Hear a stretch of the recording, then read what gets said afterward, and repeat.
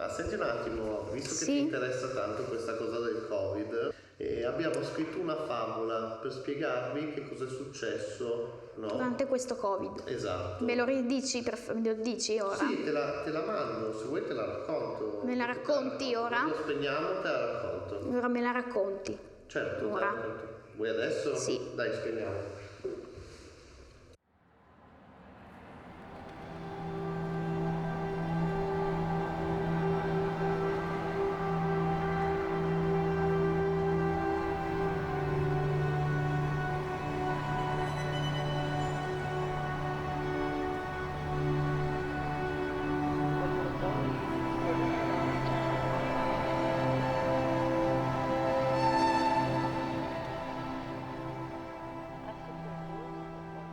Il termine reclusione è assolutamente pertinente. Noi, per far comprendere, abbiamo tutte le finestre di casa bloccate con delle serrature, perché questi ragazzi, nelle loro crisi che sono quotidiane e ricorrenti nel corso delle giornate, hanno tendenza, oltre a sbattere le porte, ad aggredire, a graffiare, a dare pugni, anche a gettare, oggetti fuori dalle finestre. Conseguentemente noi siamo abituati ad essere reclusi. Questo stato qua in realtà ha riguardato più i soggetti, per così dire, normali che noi. Mentre per le famiglie normali, per gli italiani normali, questo è stato veramente un periodo tragico, perché rimanere chiusi in casa, non poter uscire, se non proprio per questioni essenziali, è stato un dramma. Per noi è stata l'ennesima iattura in più, cioè come dire, è stato un fastidio in più. Il fastidio è stato quello di dire cosa accade se esco e mio figlio non indossa la mascherina. Ho visto in giro per l'Italia che molte persone hanno addirittura multato ragazzi autistici perché non avevano la mascherina. Provate a mettere la mascherina in autistico, vedete se la tiene. È già molto che accetti che tu ce l'abbia la mascherina.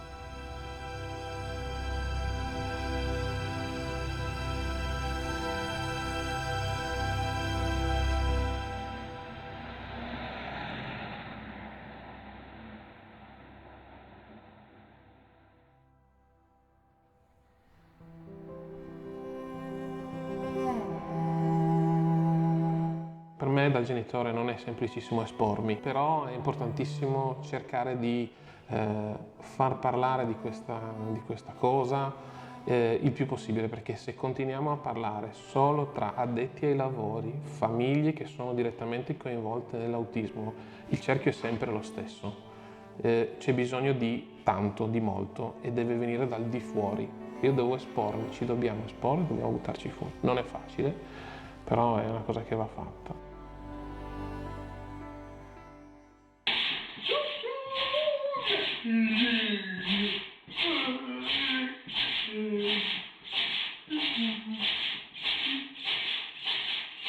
No, io credo che il problema principale dell'autismo sia un problema di visibilità. Sappiamo benissimo, sia per le diagnosi che per altri motivi, il numero dei ragazzi autistici è in crescita importantissima. Non voglio parlare di epidemia, dico in crescita importante. Sono talmente importanti i numeri che non sono conosciuti, nel senso che tutti gli autistici, tutte le famiglie autistiche sono famiglie recluse, quindi non contano, non escono, non si fanno vedere. Io credo che un aspetto importante sia trovare il coraggio, il tempo e la forza per farci contare, perché siamo drammaticamente di più di quanto si possa immaginare. Aggancia tutto e guarda.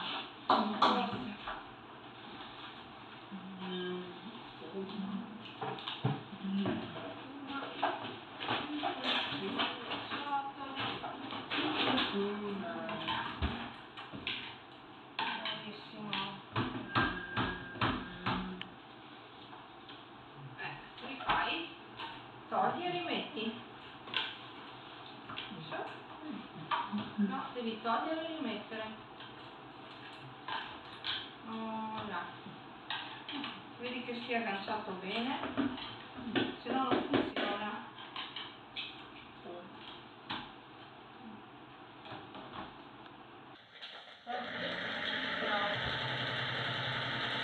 Facciamo lo due però? Sì, vai più forte. Bravo.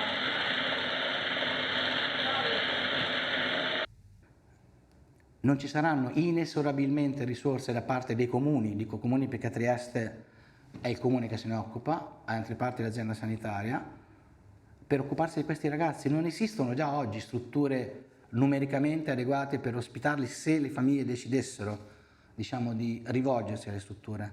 Figuriamoci tra 5-10 anni. In realtà l'autismo è una bomba sociale, ma aggiungo, a favore dei politici che eventualmente ascoltino, economica, che diventerà ingestibile a breve.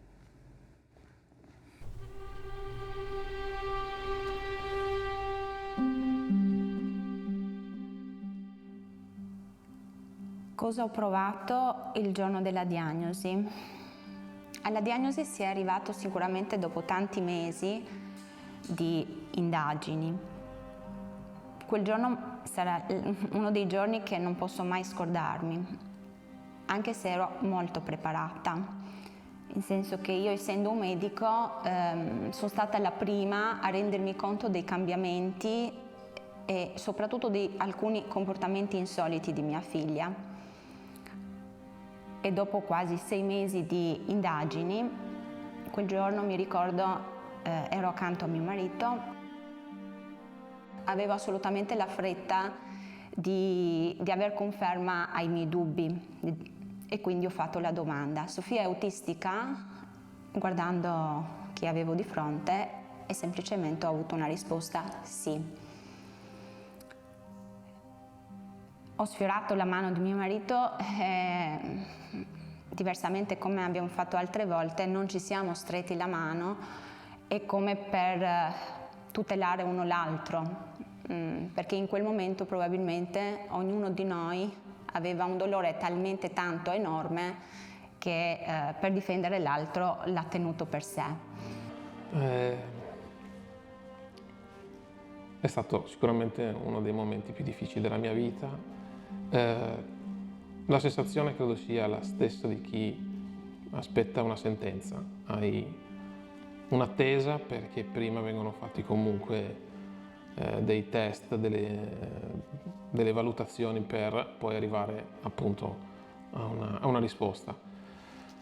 È una sentenza, per me è stata una sentenza pesantissima, perché a un certo punto si dice diagnosi, ma è proprio una sentenza, cambia tutto.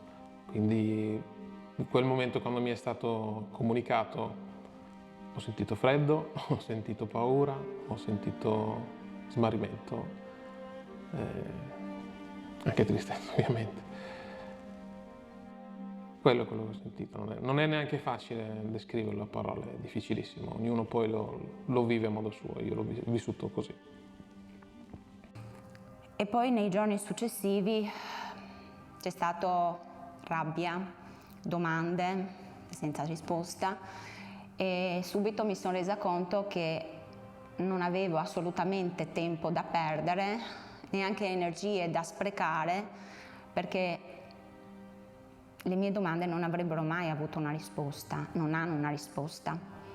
Cosa ha significato? Ha cambiato quasi tutto della mia vita, ti cambia la prospettiva di quelli che sono i tuoi progetti futuri, tutto quello che ti circonda lo vedi in maniera differente. Da un certo punto di vista, diciamo, hai un inizio del momento che è difficilissimo. Tu sei preso da un vortice di sensazioni, quindi sei arrabbiato, sei triste, ti autocommiseri, quindi hai questa fase proprio distruttiva. Dopodiché, se hai la forza, se hai qualcuno anche accanto che ti può aiutare, ne vieni fuori. Fortunatamente nel mio caso ne vieni fuori e combatti. Il primo momento è stato bruttissimo, un'esperienza durissima, soprattutto perché comunque ha messo in crisi anche il rapporto di coppia, perché mio marito non riusciva proprio a reggere questa cosa, e per me è stata una delusione, uno sconforto totale. Infatti la notte mi ricordo che proprio non ho dormito e ripensavo magari a quello che mi ha detto, no, la psicologa del distretto, che alla fin fine l'autismo c'è e non può sparire, quindi bisogna rimboccarsi le maniche andare avanti il meglio possibile. Beh, la diagnosi a mio figlio è stata fatta 24 anni fa. Tutto quello che è accaduto ad una famiglia, a me, a mia moglie, a suo fratello, ha delle caratteristiche che andrebbero spiegate. Forse non è questa la sede perché ci vuole un po' di tempo. Quindi si passa dallo sconcerto della diagnosi, dal sentirsi immediatamente soli e non compresi proprio dalla propria famiglia, a tutte le fasi che riguardano le famiglie. Si va dallo sconcerto, dalla lotta iniziale, si può recuperare, si arriva alla fase della vergogna, si arriva alla fase della rabbia, si arriva alla fase della frustrazione, si arriva alla fase dell'accettazione, si arriva, dove sono io con un figlio di 26 anni, alla fase della resilienza.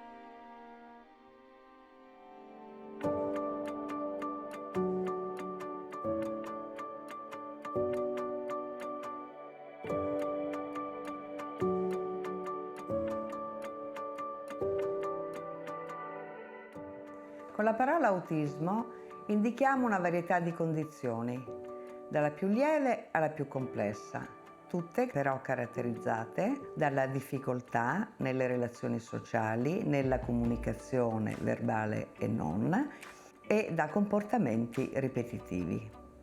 È per questo che per descrivere questo universo noi utilizziamo il termine di spettro autistico. L'autismo è un problema che coinvolge l'intera famiglia ed inizia con un evento traumatico, la comunicazione della diagnosi.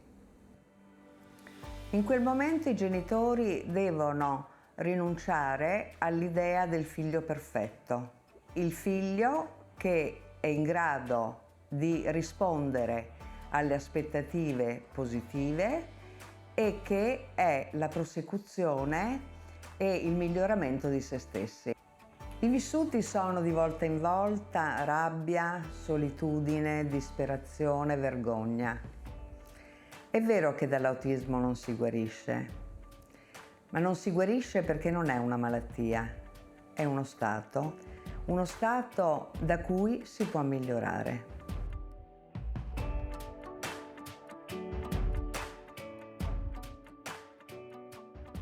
Noi abbiamo a disposizione molte terapie efficaci e scientificamente validate, ma le terapie non sono sufficienti. Dobbiamo accompagnarle con tutta una serie di attività che coinvolgano i ragazzi e che fanno parte della vita di tutti noi. La resilienza è la capacità di fronteggiare positivamente le avversità.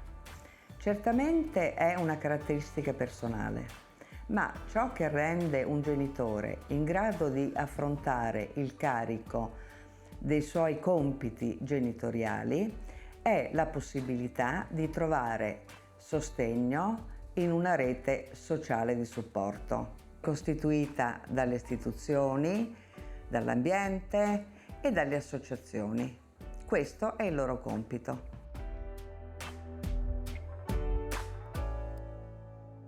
Ho avuto molta difficoltà a trovare dei contatti per fare anche sport a mio figlio. E quindi quando finalmente una persona mi ha detto guarda che esiste il progetto della dottoressa Zadini, l'ho subito contattata.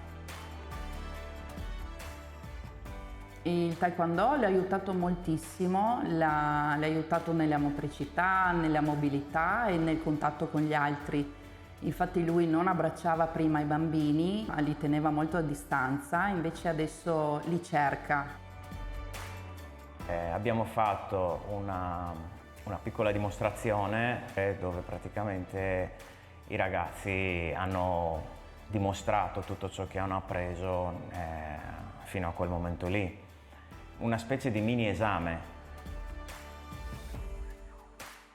C'era una luce nell'occhio di certi bambini. Un momento molto, molto speciale, molto appagante. Erano tutti pieni di gioia. Quindi questa gioia ti torna.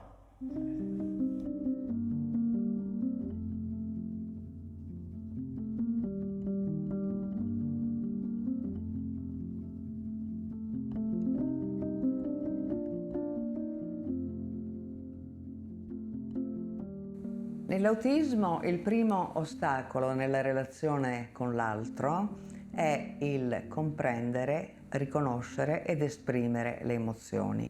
Il veicolo delle emozioni è l'espressione del nostro volto.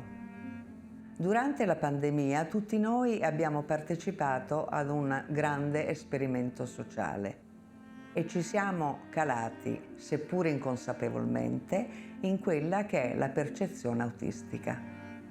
Se non possiamo vedere il volto degli altri, tutti noi viviamo una condizione di disagio ed anche le comunicazioni più semplici possono diventare complesse. Le emozioni sono importanti.